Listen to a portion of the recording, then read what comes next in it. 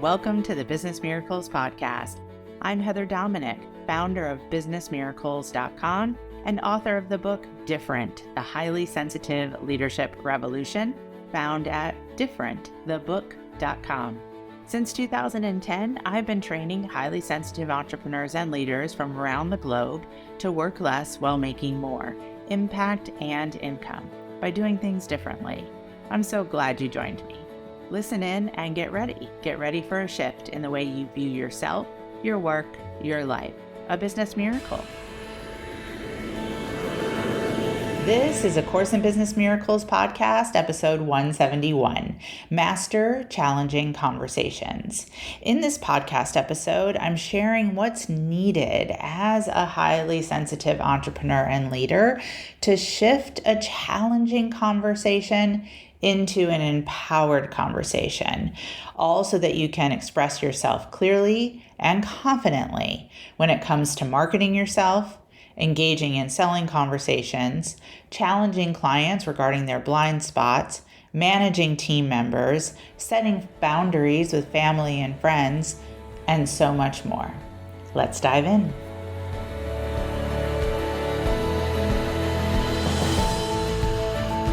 For today's topic, we are going to use the phrase difficult conversations. Brene Brown uses the word rumble to speak to what it means to have a difficult conversation. So use the law of adaptation, interchange language as needed if needed. It's not so much about the linguistics as the importance of the topic focus. However, again, for today, we are going to stay with difficult conversations. And that term, as best can be identified, originated with the book, Difficult Conversations, How to Discuss What Matters Most by Douglas Stone, Bruce Patton, and Sheila Heen. The book was originally published in 1989, and the book came out of what was referred to as the Harvard Negotiation Project. The original definition of difficult conversation, according to the book, Difficult Conversations, How to Discuss What Matters Most, that definition is anything you find difficult to talk about. That's it. A big old fancy Harvard project, all about anything you find difficult to talk about. What's added in further depth within the book is anytime we feel vulnerable or our self-esteem feels as if it's at stake, or when the issues at stake are important and the outcome we care deeply about, or what is being discussed we care deeply about, or the people we are discussing it with we care deeply about. According to the University of Delaware School of Psychology, a difficult conversation is a planned discussion about an uncomfortable topic or a negative experience where the goal is to share different perspectives, build mutual understanding, and develop respect. So I want to highlight planned discussion, mutual understanding, and develop respect. The intent of a difficult conversation is not to persuade or win.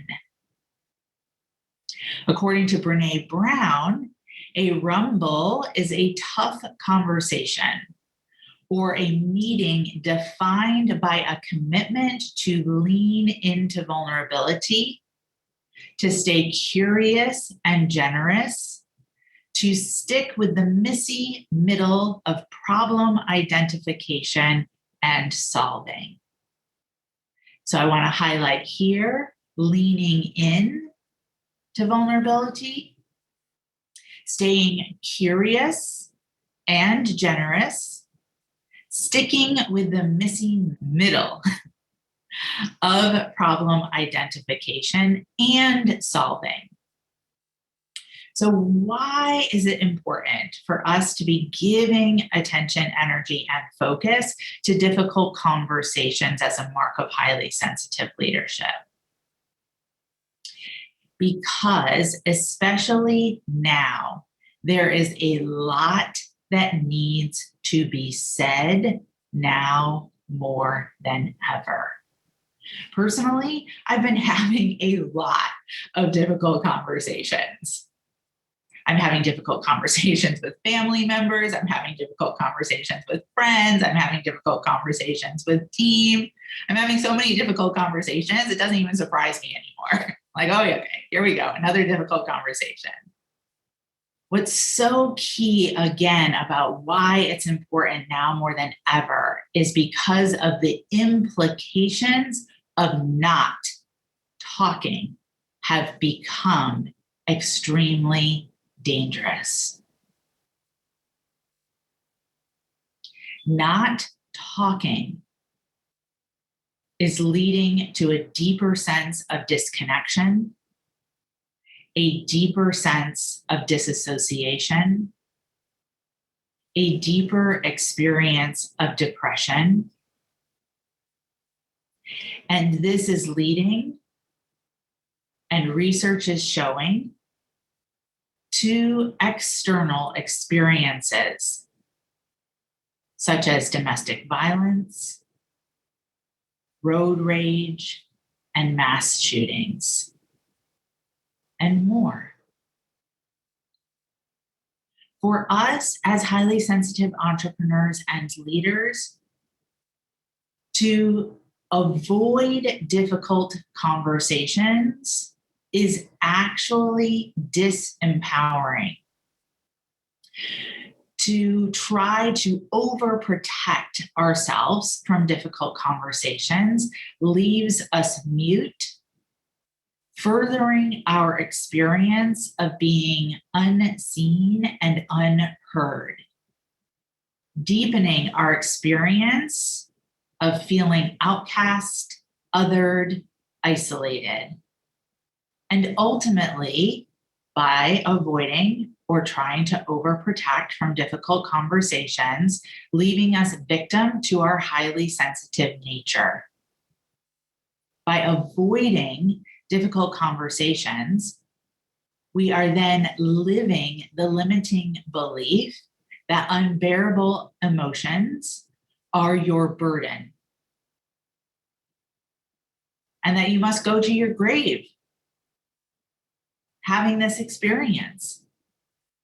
And in all honesty, most do go to their grave believing this and living the unbearable emotions cycle, or for us as highly sensitives, known as the highly sensitive coping cycle, which is you feel an unbearable emotion, you stay silent, you suffer with it, you do anything and everything you can to numb it. Overeating, over drinking, overworking, over shopping, over organizing. Any attempt to numb the feeling, AKA cope with the feeling, to then beat up on yourself for not being able to bear the unbearable emotion, to then numb enough to somewhat recover until you do it all over again. This is not the way of highly sensitive leadership. Instead, we want to choose a space of empowerment. We want to choose a space of V and V energy, visibility and vulnerability. We want to choose a space of confidently voicing our needs, our wants, our desires, our ideas, our inspirations, our intuitions. And we want to be doing this in all parts of our lives. As you choose the practice and the process, the way of mastering difficult conversations as a mark of highly sensitive leadership, personal relationships will be less fraught. Professional relationships will flow more easily, including conversations with prospects, organization and management of team, and overall full growth and experience of freedom to live and be in your life purpose. And according to Dr. Elaine Aron, that is our ultimate shared purpose as highly sensitives. Liberation. Not waiting for others to free us, but be able to free ourselves. So let's look at when to have a difficult conversation and how to go about preparing yourself for a difficult conversation and working through a difficult conversation. So in brief, again, going back to the original book, Difficult Conversations, How to Discuss What Matters Most, there are 3 types of difficult conversations.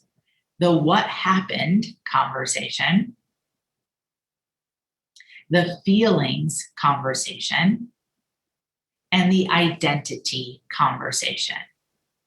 A brief description of each. The what happened conversation is usually a disagreement about what happened or what should happen.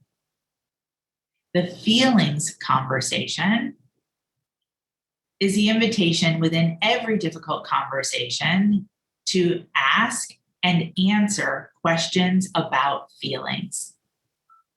The identity conversation is the type of conversation in which what's at stake is discussed. What do I stand to lose or gain? What is this impact, say, on my work, my marriage, my self-esteem? All 3 types of difficult conversations can happen in all different areas of life and business and work. What I want to reiterate is that a difficult conversation is planned and with someone or about something that you care deeply about. So again, family, friends, team, clients. A difficult conversation is not a conversation that you spring on someone. And you also are not obligated to have a difficult conversation that is sprung on you. So this is not about you challenging someone in the grocery store. And this is not about you being beholden to someone who decides to challenge you in the grocery store. It's also not about necessarily when Uncle Frank starts spouting his wild ideas during Thanksgiving dinner, that is the time that you have to rise to the occasion and have a difficult conversation. But mastering difficult conversations as a mark of highly sensitive leadership would be maybe you decide to go up to or find the manager in the grocery store and ask to have a conversation about the way that customers are allowed to behave. Or you ask Uncle Frank or call him up the day after Thanksgiving and say, hey, I would be interested in having a conversation about this. Would you be interested in having a conversation about this? Then let's look at what kind of results to expect. First is the 4 Ds that can derail a difficult conversation. And this is really valuable to have in your awareness. The first is denial, which is that the other person rejects the information that you're putting forward, claims it to be untrue, or completely shuts it down. The second is deflection. The other person changes the subject. I can't believe you're telling me this. I don't want to hear this. The third is disruption. The other person shouts, swears, sobs, goes into any kind of external drama. The fourth is dumping, where the other person tries to make everything about the difficult conversation your fault. Denial, deflection, disruption, dumping, all valuable to be aware of so that at any time in the midst of a difficult conversation, you can choose to stop. And then the benefits of having a difficult conversation: clearing up misunderstandings, gaining a better understanding of another person's perspective, needs, concerns, allowing space for your concerns to be understood, ultimately, potentially finding creative solutions that will make the situation better. And the most important, developing the muscle to create whatever you want in your business and life. And I'm going to say that again, developing the muscle to create whatever you want in your business and life. As you master difficult conversations, the fear of not being able to handle potential conflict or nervous system overwhelm dissipates. And it no longer has a hold on you, your beliefs, and your behavior. Then you're able to show up in all the ways that you're being called to show up as a highly sensitive entrepreneur and leader.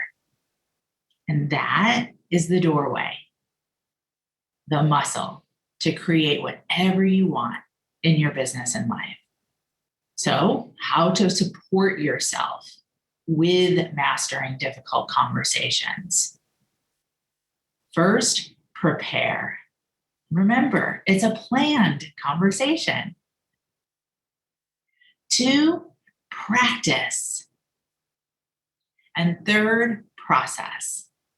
The art of mastering is a process that is built from prepare and practice. And again, ultimately, what do you receive? Freedom, empowerment, purpose. That's the space, especially as we continue through these exceptional times that we are being called up into as highly sensitive entrepreneurs and leaders.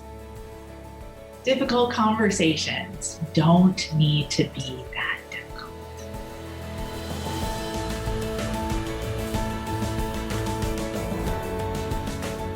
Thank you for being a part of this Business Miracles podcast episode and for beginning to dip your toe into the journey of highly sensitive leadership training.